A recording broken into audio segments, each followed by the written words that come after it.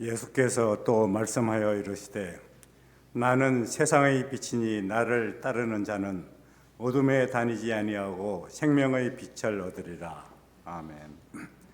다 함께 생명의 빛이 되신 하나님께 신령과 진정으로 예배합시다.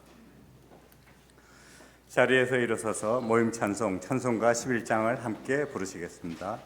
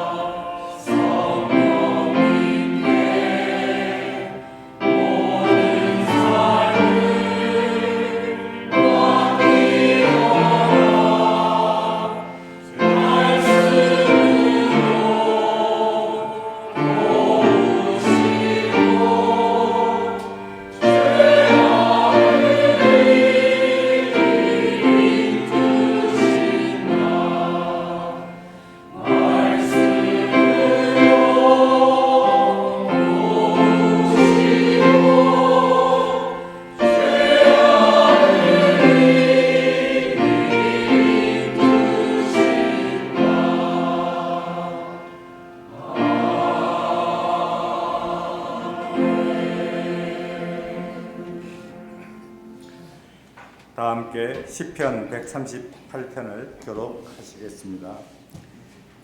내가 주를 예배하며 주의 인자하심과 성실하심으로 말미암아 감사하오리니 이는 주께서 주의 말씀을 귀에 들고 누린다 듣게 하셨으나 내가 간구하는 날에 주께서 응답하시고 내 영혼에 힘을 주어 나를 강하게 하셨나이다. 주께서는 높이 계셔도 낮은 자를 굽어 살피시며 멀리서도 고난한 자를 아시니이다. 내가 환난 중에 다닐지라도 주께서 나를 살아나게 하시고 주의 손을 펴사 주의 오른손이 나를 구원하시리이다. 아멘.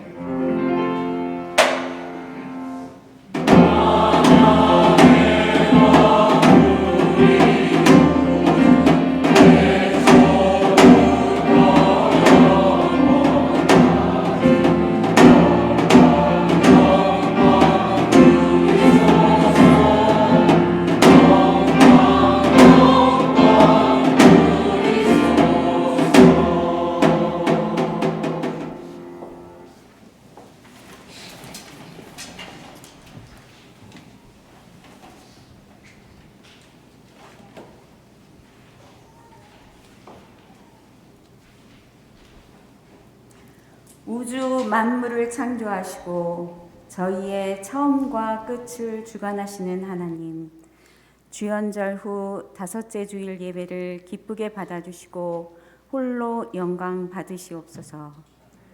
지난 일주일 동안 각자의 삶 속에서 하나님께 감사하는 마음으로 지내고 이렇듯 한자리에 모여 하나님께 예배 드릴 수 있게 하시니 더욱 감사드립니다. 입춘이 지났는데도 많은 눈이 내리고 기온도 한겨울처럼 내려가는 추위가 계속되고 있습니다. 예전에는 경험하지 못했던 세계 곳곳의 이상적인 기후 변화가 기후 위기를 더욱 두렵게 느끼게 합니다. 하나님의 청지기로 부음받은 소명을 다시 한번 되새기며 편리하고 안락한 삶을 누리고자 하는 안이함에서 벗어나 나 하나가 아닌 나 하나도라는 마음가짐으로 동참하게 하여 이 기후 위기를 극복하게 하여 주옵소서.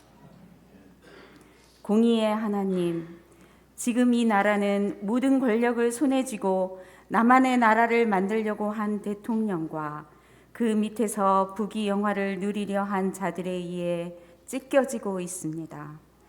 이념의 대립, 세대 간의 대립, 성별의 대립, 계층 간의 대립이 점점 심해져 하나님이 보시기에 좋은 세상에서 점점 멀어져만 갑니다.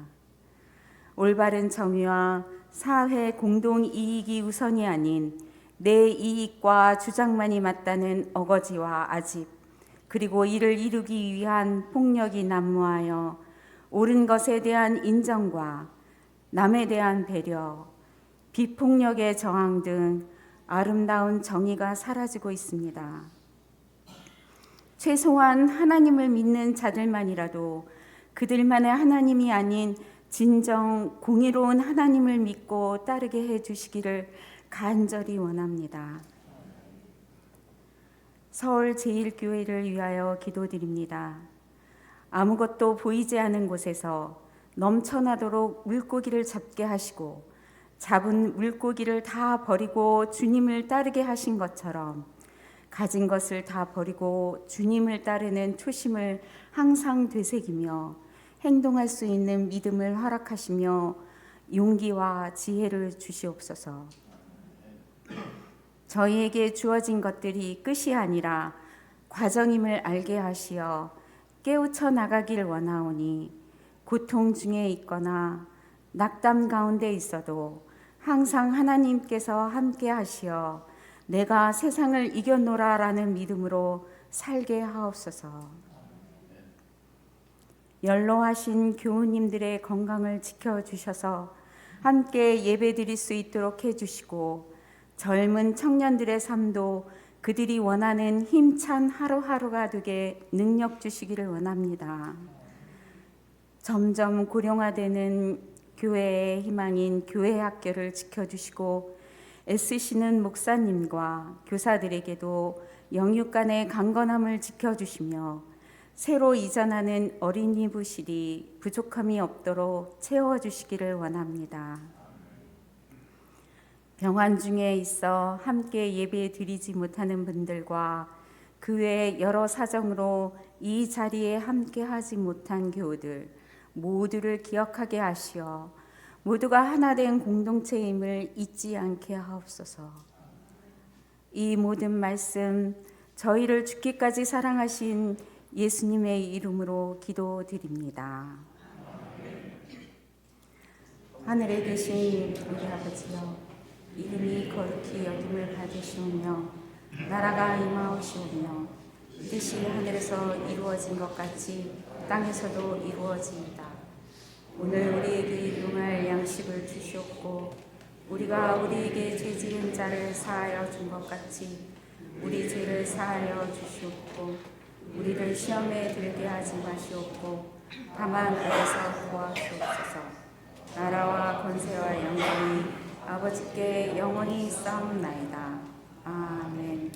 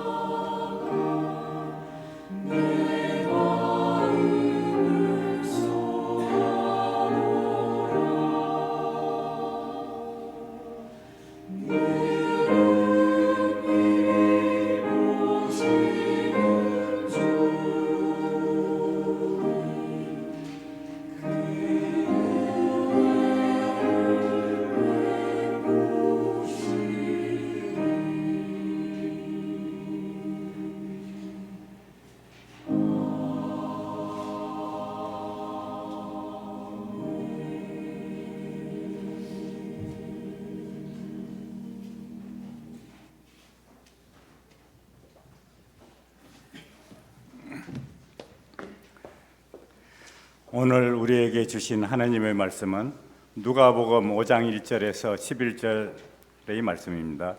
주보에 있는 말씀을 한 목소리로 봉독하겠습니다. 예수께서 게네사렛 호숫가에 서 계셨다. 그때에 무리가 예수께 밀려와 하나님의 말씀을 들었다. 예수께서 보시니 배 두 척이 호숫가에 대어 있고 어부들은 배에서 내려서 그물을 싣고 있었다.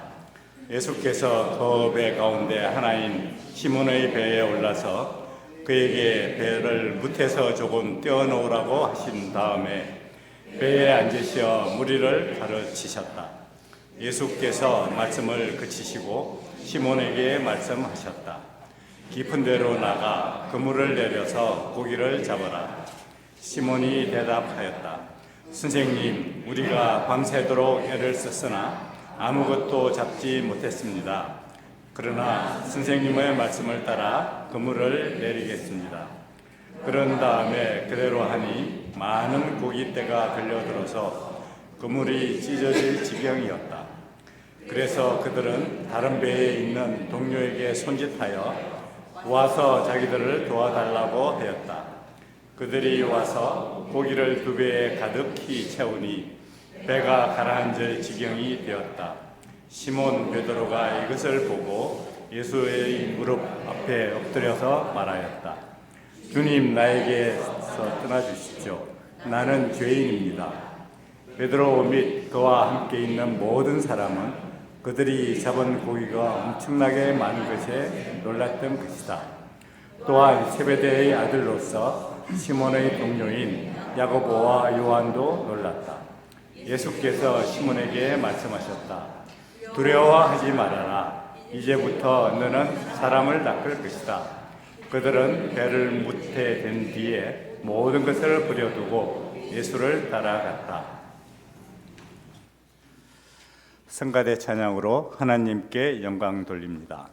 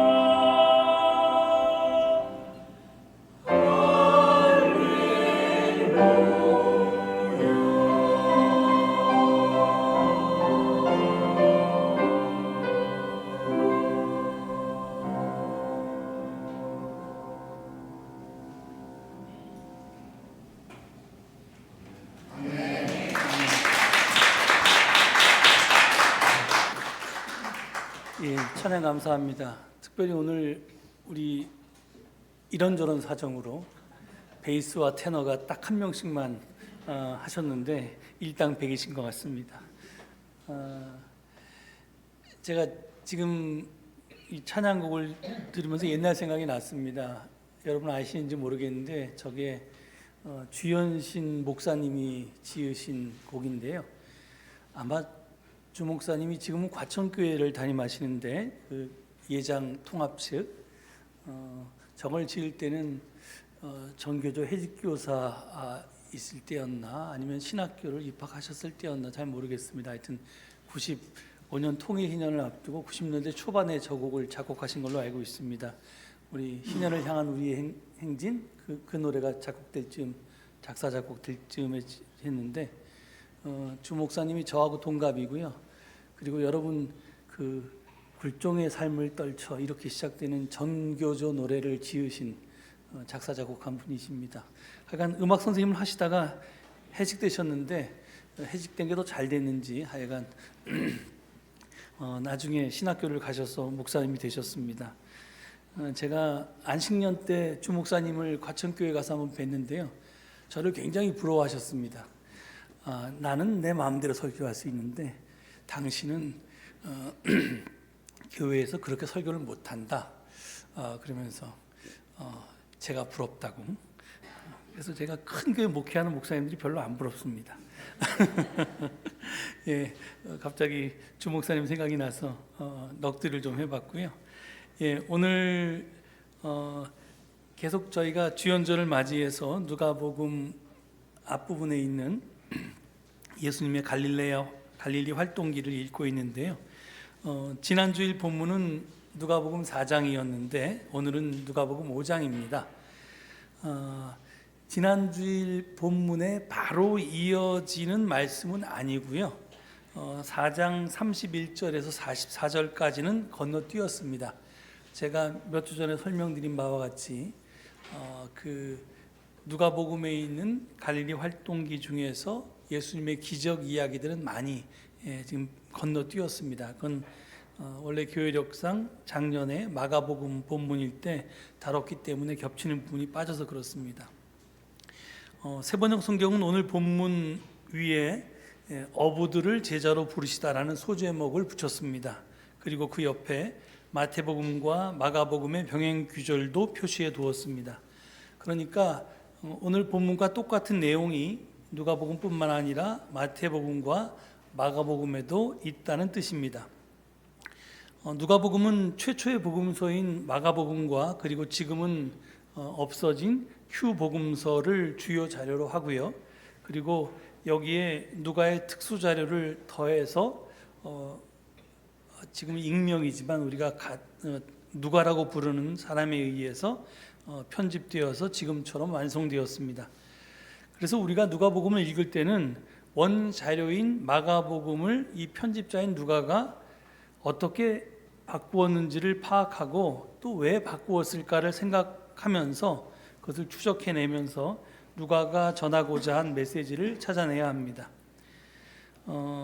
앞서 말했듯이 그 어부들을 제자로 부르신 이야기는 마가, 마태, 누가 이 공간복음서 모두에 실려 있습니다. 제가 그 대조표를 좀 화면에 띄웠는데요. 그러니까 저걸 보시면 원래 순서는 마가, 마태, 누가지만 제가 오늘 누가에 따라서 증언하고 있기 때문에 누가를 맨 앞에다 두었습니다.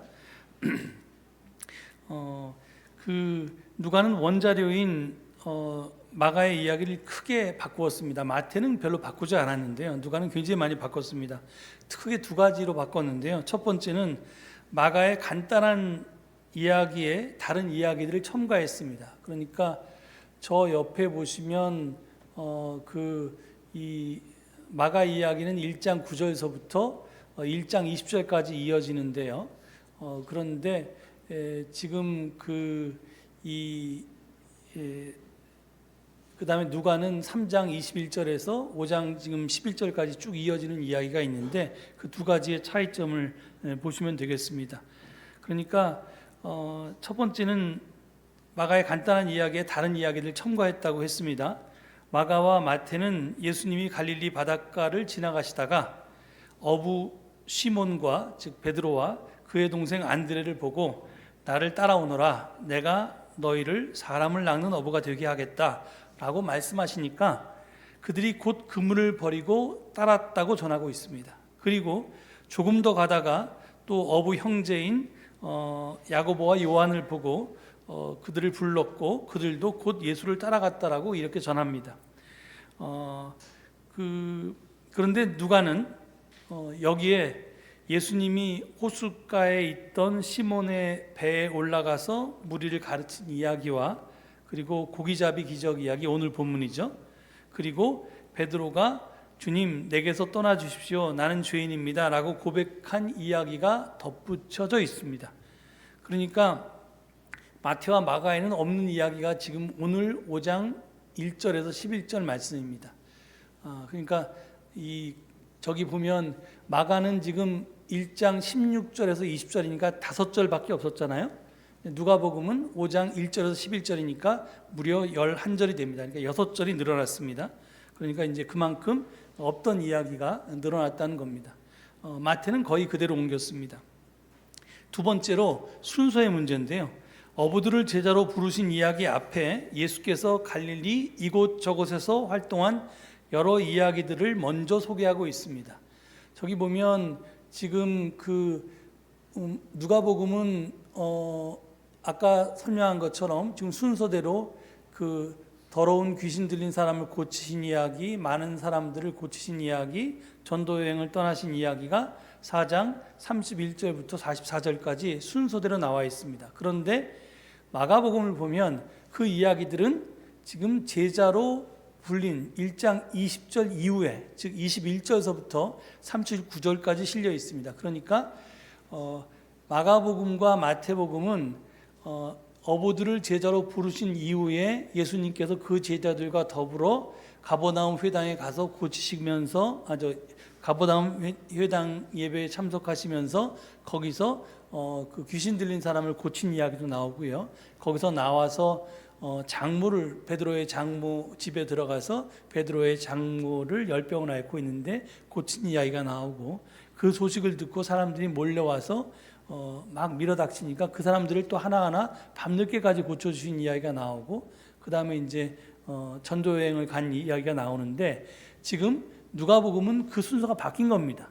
먼저 예수님의 갈릴레아 활동기 특별히 병자들을 치유한 이야기들이 쭉 나오고 그 다음에 이 베드로를 비롯한 어부들을 제자로 부른 이야기가 나옵니다. 그러니까 이게 왜 바꿨는가에 대해서는 모르죠. 이유를 내가 누가가 아닌데 어떻게 알겠어요? 그러니까 그런 건 질문해봤자 답이 없는 거니까 우리가 답할 수 없는 문제고요. 왜 바꿨는지는 모르지만 그 다음에 그 바꾸면서 나타난 효과는 분명히 알 수 있습니다. 그건 뭐냐면 제자로 부르심을 받기 전에 시몬 베드로는 갈릴리 여러 회당에서 권위 있게 가르치고 온갖 병자를 치유했던 예수님을 알았다는 것입니다. 그러니까 생전 초면인 예수님을 만나서 제자가 되고 예수님과 더불어 쫓아다니는 게 아니라 이미 여러 가지 활동을 특히 기적을 베풀었던 예수님을 소문을 들어서 알기도 했고 그 다음에 특별히 자기 장모 집에 찾아와서 그 장모님이 앓고 있을 때 그 장모님을 고치는 걸 자기 눈앞에서 목격했고 그 장모님 집 앞으로 밀어닥쳤던 수많은 병자들을 고쳤던 것들을 제가 직접 봤다는 겁니다. 그러니까 그냥 소문으로 들어서 안 정도가 아니라 자기가 직접 눈으로 목격해서 알고 있었다라고 하는 것이 이 누가복음이 이렇게 순서를 바꾸면서 분명하게 의도하는 바입니다. 이것들을 전제하고 오늘의 본문 말씀을 보겠습니다. 본문 1절을 보면 예수께서 게네사렛 호숫가에 서 계십니다. 게네사렛 호수는 갈릴리 호수 또는 이제 갈릴리 바다라고 부르는 거나 또는 디베랴 호수의 디베랴 바다라고 부르는 것의 다른 이름입니다. 그러니까 게네사렛, 갈릴리, 디베랴 이게 이제 같은 호수 또는 그 호수가 하도 커서 바다라고도 불리는 그 같은 그 호수의 명칭입니다. 이전까지 예수님은 주로 회당에서 가르치셨습니다. 그런데 이제부터 예수님의 주 활동 무대는 갈릴리 호수로 바뀝니다. 그 이유는 첫 번째, 지난주일에 살펴보았듯이 예수님이 회당에서 거절당하고 쫓겨났기 때문에 그렇습니다. 그러니까 회당에 들어가서 가르치실 때 쫓겨나니까 이제 더 이상 회당에 들어가서 가르치지 않는 것입니다. 두 번째는 예수님을 따르는 사람들이 너무 많아서 안식일 회당 집회라고 하는 곳에서만 예수님 활동하시기에는 너무 제약이 많았습니다. 그러니까 시간도 그렇고 장소도 그렇고요. 그래서 이제 안식일 회당이라고 하는 그 시간과 장소에 얽매이지 않고 활동하기 위해서 아무 때나 하나님의 말씀을 선포하기 위해서 예수님께서는 다른 장소와 시간을 택했습니다. 그래서 이제 당시에 갈릴리에서 예수님의 인기가 아주 절정에 달해서 예수님이 계시는 곳이면 어디든지 사람들이 넘쳐났습니다. 오늘 본문 바로 앞에 증언에 따르면 예수님께서 새벽에 외딴 곳으로 기도하러 가셨는데 그곳까지 사람들이 찾아왔다고 합니다. 그래서 예수님은 사람들이 많이 모일 수 있는 해변을 택해서 그곳에서 하나님의 말씀을 전하게 된 것입니다.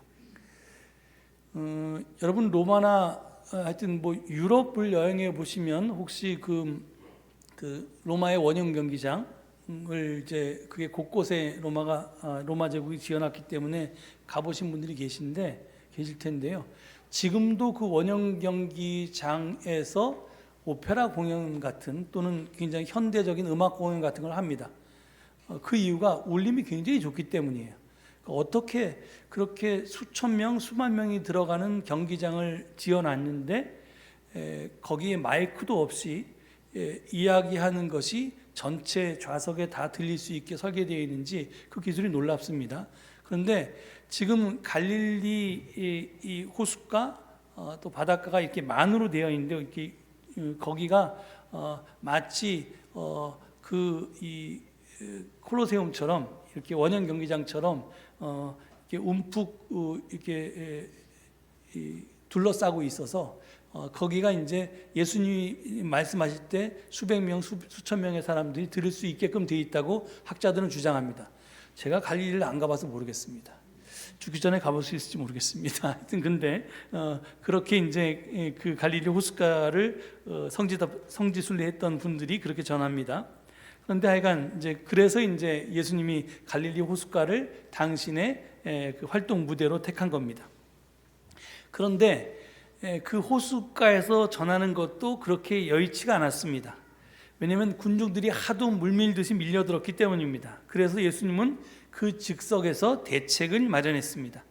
주변을 보니까 마침 배 두 척이 호숫가에 대어져 있었고 어부들은 배에서 내려서 그물을 씻고 있었습니다. 아마 한 척은 시몬 베드로와 안드레의 것이었을 테고요. 다른 한 척은 야고보와 요한의 것이었을 것입니다. 예수님은 그 가운데 장모의 열병을 고쳐주어서 이미 안면이 있던 시몬 베드로의 배에 올라서 그에게 배를 무태서 조금 떼어놓게 하신 다음에 배에 앉아서 무리들을 가르치셨습니다.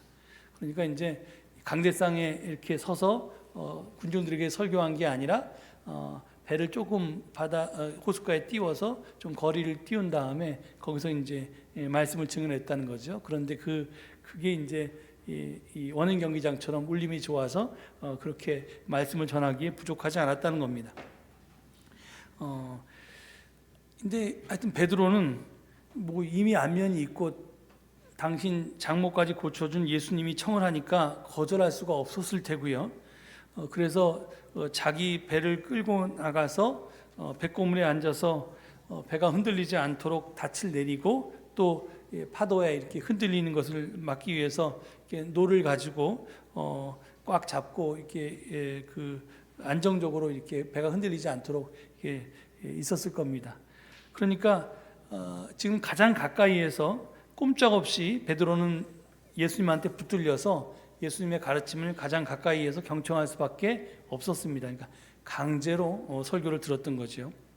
하여튼 이렇게 예수님이 모든 가르침을 마친 다음에 시몬에게 깊은 데로 나가서 그물을 내려서 고기를 잡아라 하고 말씀하셨습니다.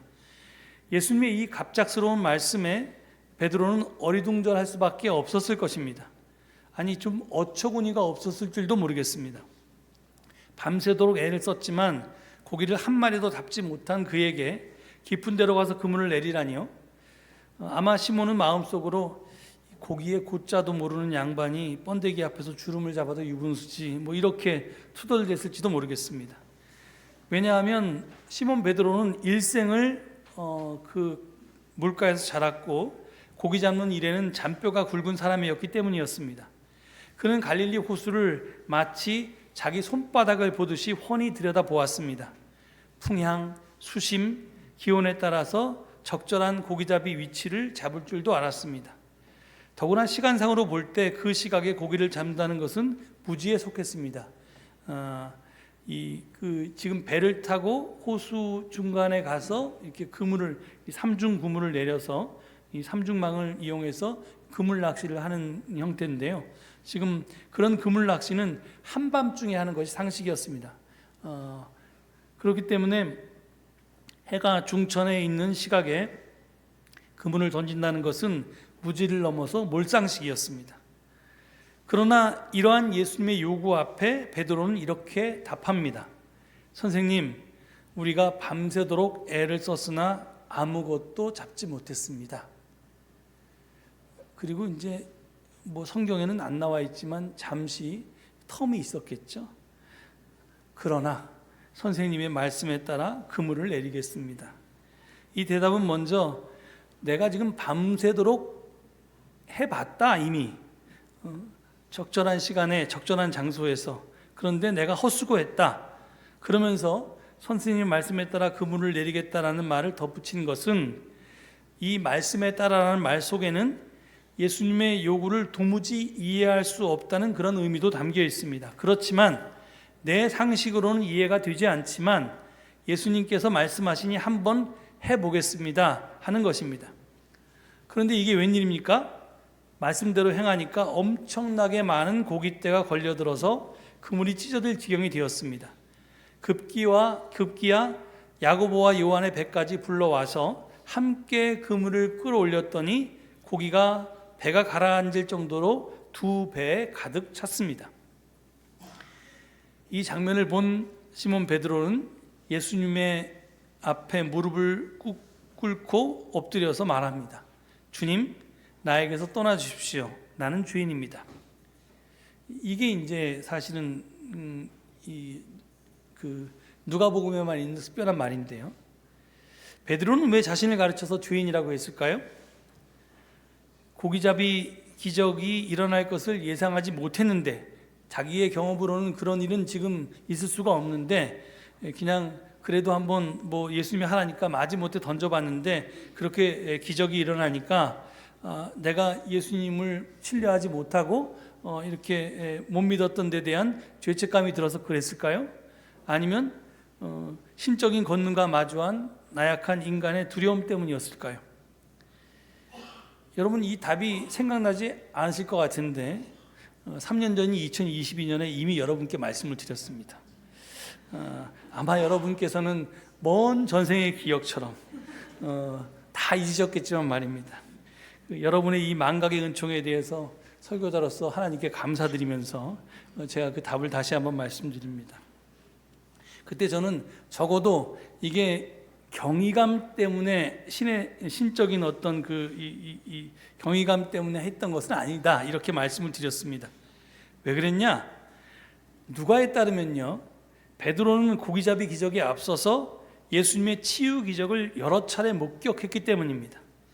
그때 베드로는 그러니까 예수님이 장모를 고쳤을 때, 그리고 또 가버나움 회당과 장모를 고쳤다는 소문이 둘 다 나면서 사람들이 그 베드로 장모의 집 앞에 물밀듯이 몰려들어서 그 사람들을 한 사람 한 사람 다 고쳤을 때 온갖 병자들을 다 고쳤는데요. 그때는 그 기적들을 자기 눈으로 목격했을 때도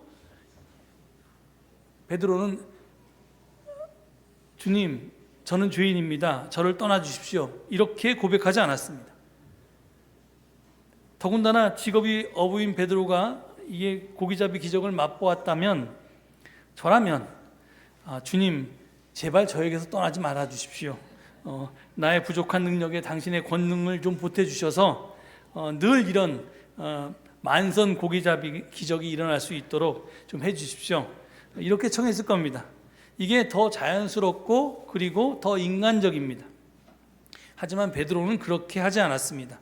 오히려 고기잡이 기적을 보고 자기의 죄를 깨닫고 자신이 죄인임을 고백했습니다. 과연 고기잡이 기적과 죄의 깨달음은 어떻게 연결되는 걸까요? 본문 8절은 이렇게 시작합니다. 여기 보면 제가 지금 7절과 8절을 여기다 적어놨는데요. 시몬 베드로가 이것을 보고 이렇게 시작합니다. 8절이. 그럼 뭘 봤다는 거죠? 그건 7절에 나오는 것을 봐야겠죠. 거기 보면 7절을 보면 그것이 고기를 2배 가득히 채우니 배가 가라앉을 지경이 된 장면을 본 것입니다. 배가 왜 그 지경에 이르렀습니까? 물고기를 가득 채웠기 때문입니다. 다시 말해서 베드로가 봤던 것은 물고기를 가득 채웠더니 배가 가라앉기 시작한 현상이었습니다.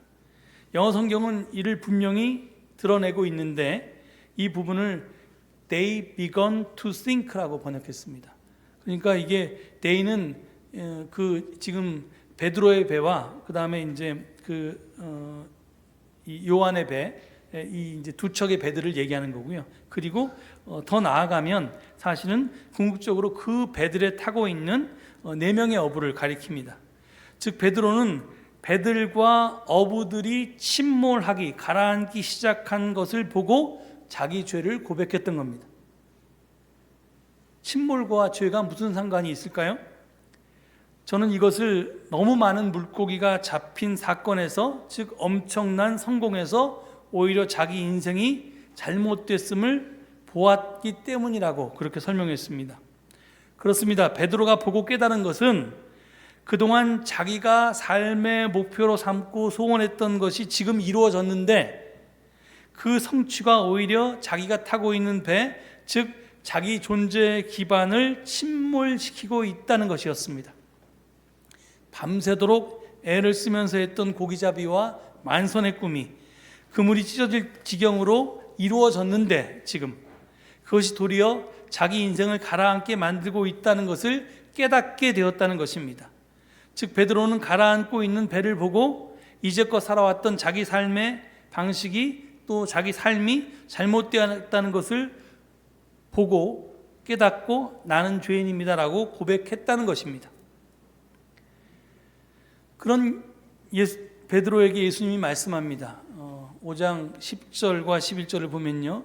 두려워하지 말아라. 이제부터는 너는 사람을 낚을 것이다. 그러자 그들 즉 베드로와 안드레 그리고 야고보와 요한은 배를 무태 대어 놓은 다음에 모든 것을 버려두고 예수님을 따라갔습니다. 베드로에게 주신 예수님의 첫 말씀은 두려워하지 말아라였습니다. 이건 삶의 방향을 바꾸려고 하는 사람의 출발을 격려하는 말입니다. 왜냐하면 내가 이제껏 이렇게 살아왔는데 그 익숙했던 삶을 바꾸려고 하면 누구나 두려움을 느낄 것이기 때문입니다. 그런 사람에게는 응원이 필요합니다.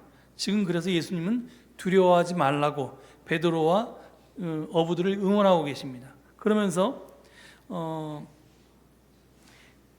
이제껏 이 고기를 낚던 베드로 앞에서 살아가야 할 새 삶의 목표를 제시해 주시는데요. 그게 뭐냐면 사람 낚는 일입니다.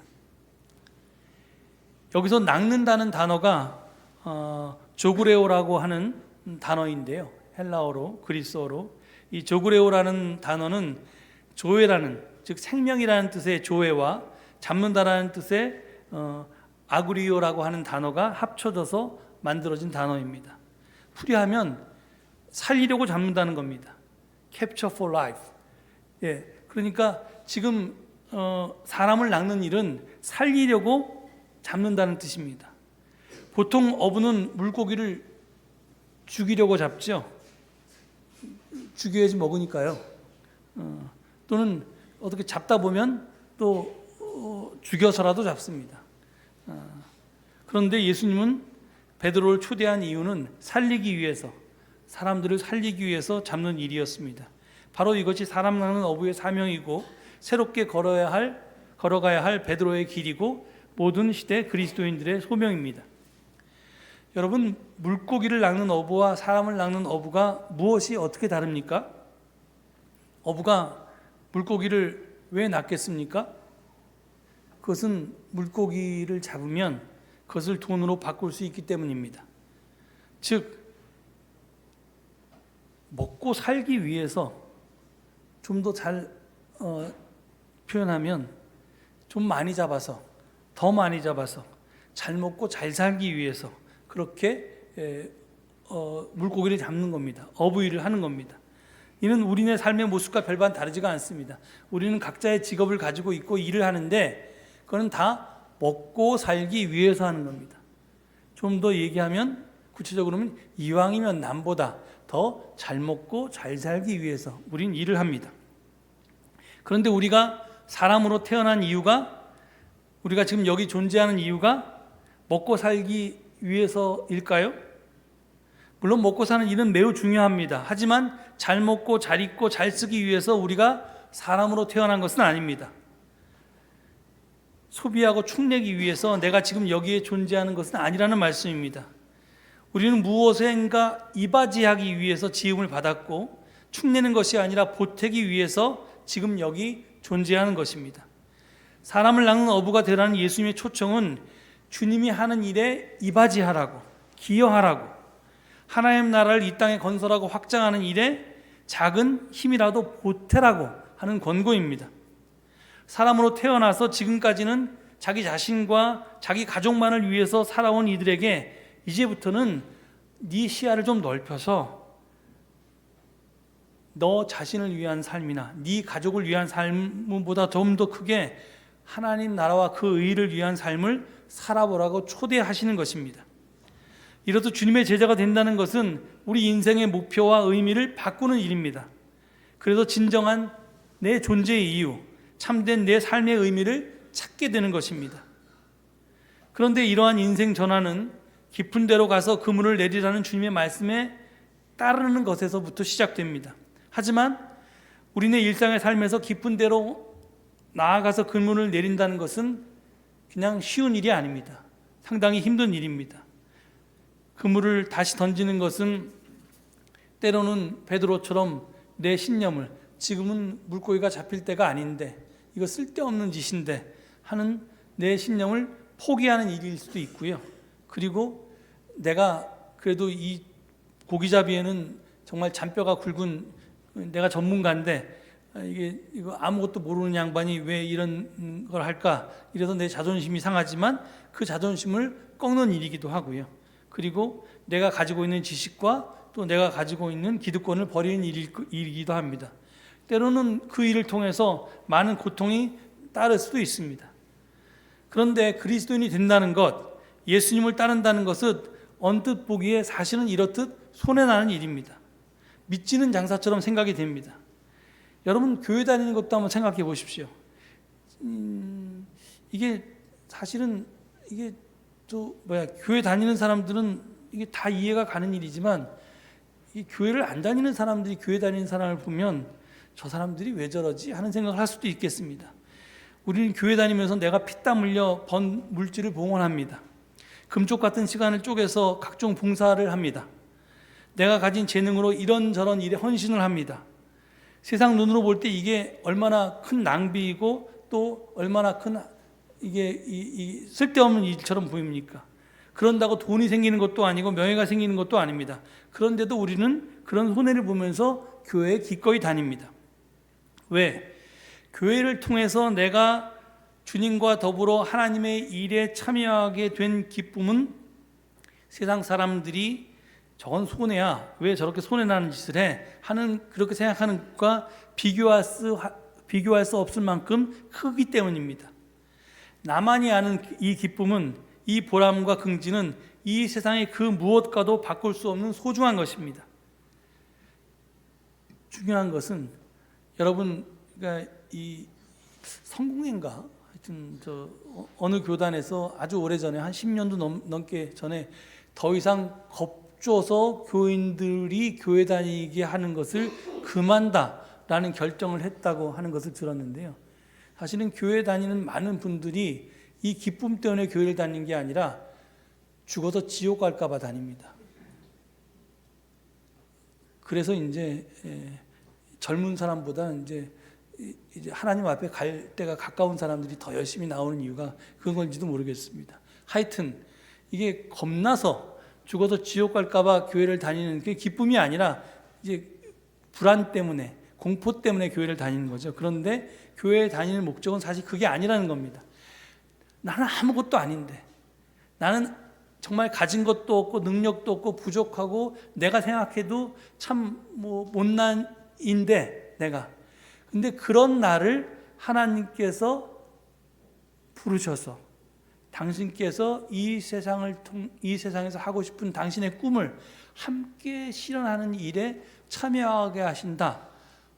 그것이 너무 소중하고 너무 기쁘고 너무 자랑스럽고 너무 보람이 있어서 그 일에 참여하면서 내가 그 기쁨을 누리면서 다니는 겁니다.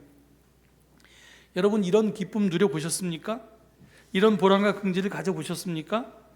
누가가 오늘 본문을 통해서 말하고자 하는 바는 우리더러 이런 제자가 되라는 것입니다.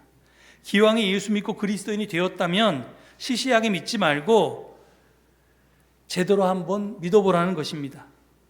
주님께서는 지금도 이 순간에도 우리를 부르고 계십니다. 당신 일을 위해서 주님은 당신의 사람을 필요로 하십니다. 바로 여러분을 필요로 하십니다. 우리에게 당신을 따르라고 손짓하고 계십니다. 그러면 우리를 사람 낚는 업으로 만들어서 당신께서 함께 이 세상에서 하나님 나라를 이루겠다고 하십니다.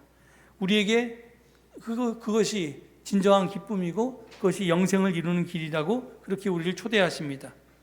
아무쪼록 우리 모두가 이러한 주님의 초청에 아멘으로 응답해서 참된 그리스도인의 제자로 거듭날 수 있기를 간절히 축원합니다. 이 말씀 되새기시면서 잠시 친구 가운데 묵상하시겠습니다.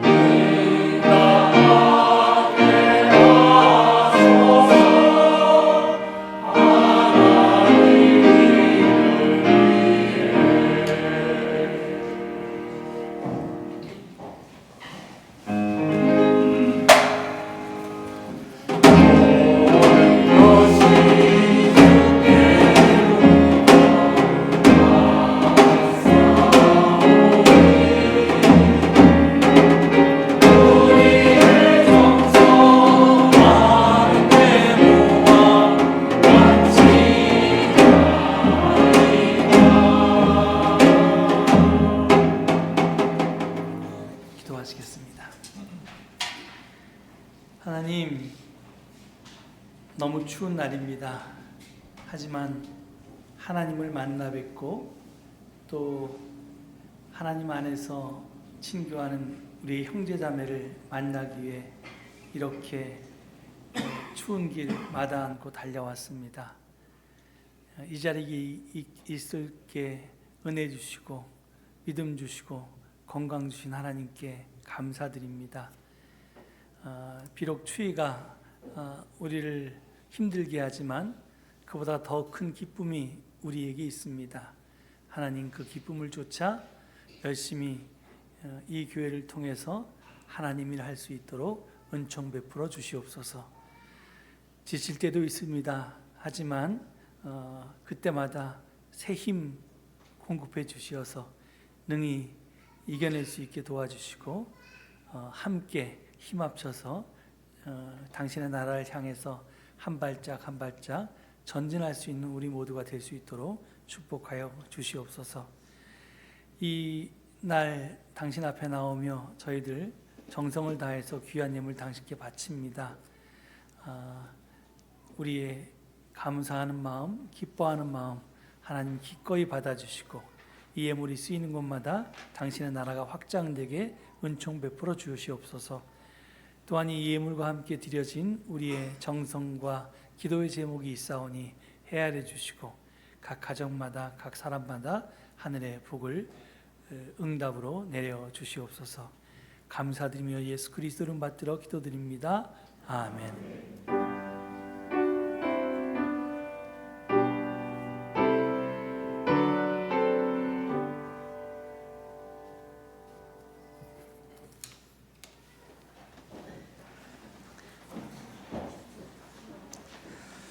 자, 자리에 앉으셔서 곁에 계신 분들과 평화 인사를 나누시겠습니다.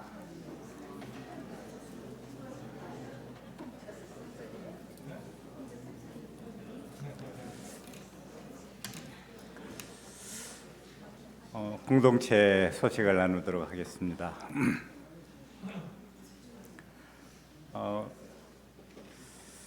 예배 직후에 재직회 부서 모임이 있습니다. 주보에 나오신 각 재직회 부서별 장소를 확인하시고요. 상상들 게시물에 본인의 재직 부서가 어디 있는지 쓰여 있으니까 보시고 확인하시고 참석해 주시기 바랍니다. 재직이 아닌 교우는 상상들에 친교하시거나 또는 원하는 부서에 참석하셔도 되고요. 재직회 부서 모임이 끝난 이후에 점심 식사는 12시 반부터 시작을 합니다. 다음 주일에 2025년 상반기 장학 헌금을 드립니다. 모금의 목표액은 400만 원입니다. 모임 안내 드릴게요. 오늘 오후 1시 반에 기독교 역사와 문화 통달반이 서재뜰에서 있습니다. 그리고 3시에 정기당회가 서재뜰에서 있고요. 다음 주일 예배 직후에 신도의 원례회가 있습니다. 그리고 다음 주일 점심시간에 장학위원회 역시 있습니다. 교우 소식을 전합니다. 생일을 맞으신 변성호, 한영수님, 그 다음에 최창기, 김덕형, 정계성님, 한숙희님 축하드리고요. 우리 이영로 장로님 아드님 가정, 이희연 교우님 가정, 부인 김유진하고 이제 방문하셨네요. 네, 박수 드리고요.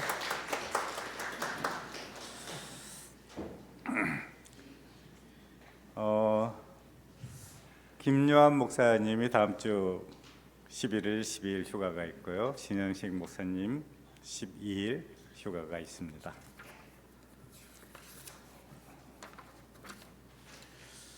예, 공동체 소식 나눔을 끝내고요. 제1교회 다 같이 자리에 일어서서 우리의 신앙을 한 목소리로 고백하겠습니다.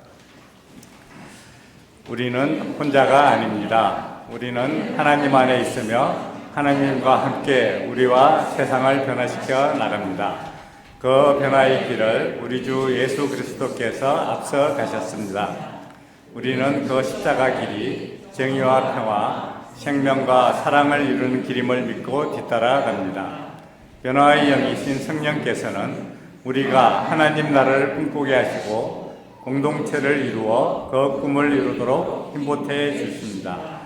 우리는 교회가 하나님 나라의 씨앗임을 믿습니다.